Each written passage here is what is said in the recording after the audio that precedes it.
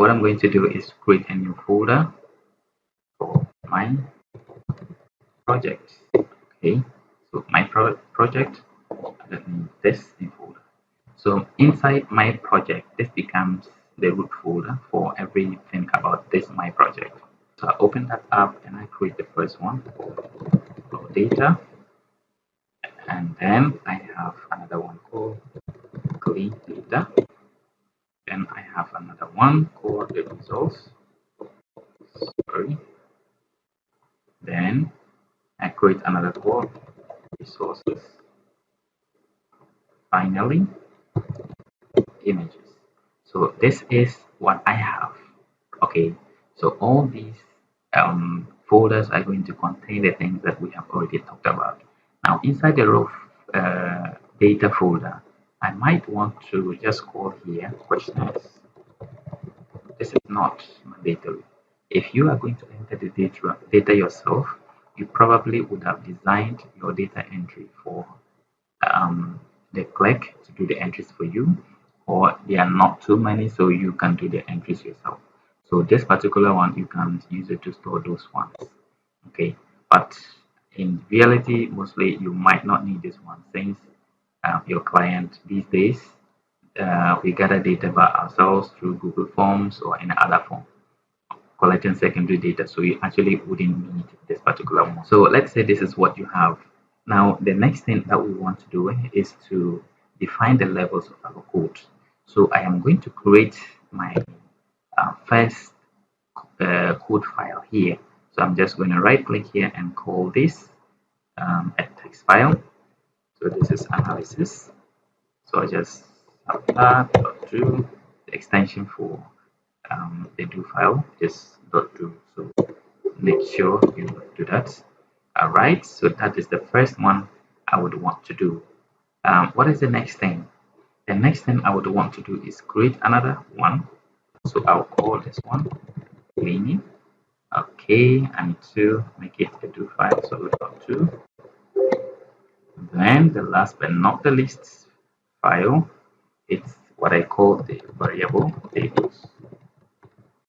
So variable labels in the sense that I would want to just have a separate file that is labeling, renaming the variables and labeling them as well for me. So basically that is all I would want to do for a start. So let's open this for a start.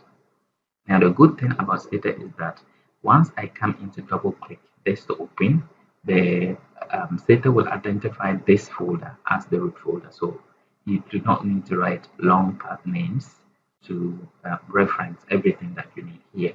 So I'm going to double click on this analysis. That is the first step, point of call that I need. So I have it open. Now, what do I put inside here? You will need to open the data, specify where the data is, open it up, and then you can start doing whatever you want to do. So again, we will do much of this work later on, but this is just to show you the basic definition that I give, or the different parts that I decided to cut them short to make my code readable, and then I'm able to correct the errors very quick if there is any in my code. First, I want to clear whatever that is inside. I will clear you. Then I capture a log close. So let me write it before capture log close. So if there is any open log, just close it before I do any other thing. Now, sometimes if you have plenty graphs, as the code is running, your graphs will be popping up, and it's sometimes so ugly and then it's annoying. So I would want to set the graphics off so that as and when I need them, I can bring them back on. So this way, your graphs will be saving in the background without popping up in the window to distract you. The next thing I want to do is, if you notice when you have a long result, okay, popping up in your results window, what happens is that it's going to give you something like more at the bottom. So you will have to press enter or press the key space bar to give you the next page of the results. But I want all my results to just come as it is, no matter the length, or you run at once. So I said more of. Okay, so this is what I do. Now the next thing I do is to set the project folder. Okay, so as you can see here, I have because I double click inside there, it has opened, showing me this particular one under here. So this is my project. This is the root of my project. Okay, all the folders and the files are lying down here. So, but if I want to actually make it standard so that wherever I am, if I just open it, then it will automatically point data to the project folder. So this is what I do.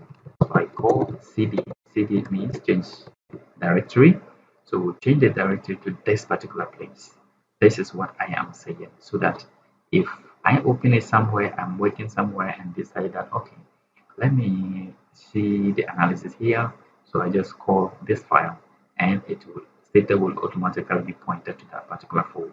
So that is the change directory. Okay, so what is the next thing that I will have to do? Call your data. Okay, or yeah, load your data.